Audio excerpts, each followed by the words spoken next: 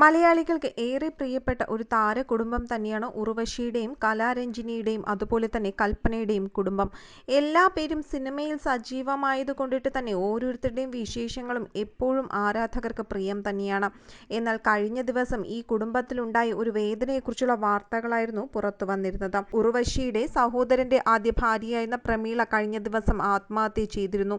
കടുത്ത ദാരിദ്ര്യവും അസുഖവും ഒക്കെ കൊണ്ടിട്ടാണ് ഇവർ ആത്മഹത്യ ചെയ്തത് എന്നുള്ള വാർത്തകൾ കൂടി പുറത്തു വന്നു കഴിഞ്ഞപ്പോൾ ഇവരെ സഹായിക്കാൻ മറ്റാരുമില്ല എന്നാണ് ചോദ്യങ്ങൾ ഉയർന്നു വരുന്നത്.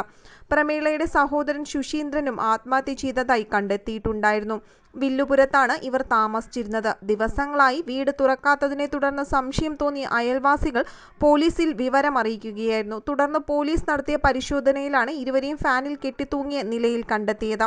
കടുത്ത ദാരിദ്ര്യം എന്നൊക്കെ പറയുമ്പോൾ ഇവരെ സഹായിക്കാൻ, അതും ഇത്ര അടുത്ത കുടുംബാംഗങ്ങൾ ഉണ്ടായിട്ട് പോലും സഹായിക്കാൻ ആരുമില്ലായിരുന്നു എന്നാണ് ചോദ്യങ്ങൾ ഉയർന്നു വരുന്നത്.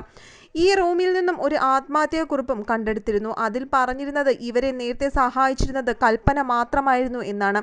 കൽപ്പനയുടെ മരണശേഷം ഇവർക്ക് ജീവിതത്തിൽ യാതൊരു താങ്ങും തണലും ഇല്ലാതെയായി മാറി. അസുഖങ്ങൾ ഒരുപാട് ഉണ്ടായിരുന്നത് കൊണ്ട് തന്നെ ചികിത്സാ ചിലവിനും ഭക്ഷണത്തിനുമൊക്കെയായി കാശില്ലാത്ത അവസ്ഥയായി. ദാരിദ്ര്യമാണ് ഇവരെ മരണത്തിലേക്ക് തള്ളിവിട്ടത് എന്ന് പറയുമ്പോൾ ഉർവശിയും കലാരഞ്ജിനിയുമൊക്കെ എന്തുകൊണ്ടിട്ടാണ് ഇവരെ തിരിഞ്ഞു നോക്കാത്തത് എന്നുള്ള ചോദ്യങ്ങളും ഉയർന്നു വരികയാണ്. ഇത്രയധികം ക്രൂരത ചെയ്യാൻ വേണ്ടിയിട്ട് അല്ലെങ്കിൽ ക്രൂരത കാണിക്കാൻ വേണ്ടിയിട്ട് കുടുംബങ്ങൾ തമ്മിൽ എന്തെങ്കിലും പ്രശ്നമുണ്ടായിരുന്നു എന്ന് ചോദ്യങ്ങൾ ചോദിക്കുന്നവരും ഉണ്ട്. എന്ത് തന്നെയായാലും വീട്ടിൽ നിന്നും ഇരുവരെയും പുറത്ത് കാണാത്തതിനെ തുടർന്ന് ദുർഗന്ധം അടിച്ചപ്പോഴാണ് നാട്ടുകാർ പോലീസിനെ വിവരമറിയിച്ചത്. ഇതേ തുടർന്ന് പോലീസുകാർ നടത്തിയ പരിശോധനയിലാണ് പ്രമീളയും സഹോദരനെയും മരിച്ച നിലയിൽ കണ്ടെത്തിയതും. ഇതിനുശേഷം മൃതദേഹം കണ്ടെടുത്ത ശേഷം പോസ്റ്റ്മോർട്ടം ചെയ്യേണ്ട എന്നിവർ ആത്മഹത്യാക്കുറിപ്പിൽ എഴുതിയിരുന്നുവെങ്കിലും പിന്നീടുള്ള നിയമ നടപടികൾക്ക് വേണ്ടിയിട്ട് പോലീസ് പോസ്റ്റ്മോർട്ടത്തിനായി ബോഡികൾ വിട്ടുകൊടുക്കുകയായിരുന്നു.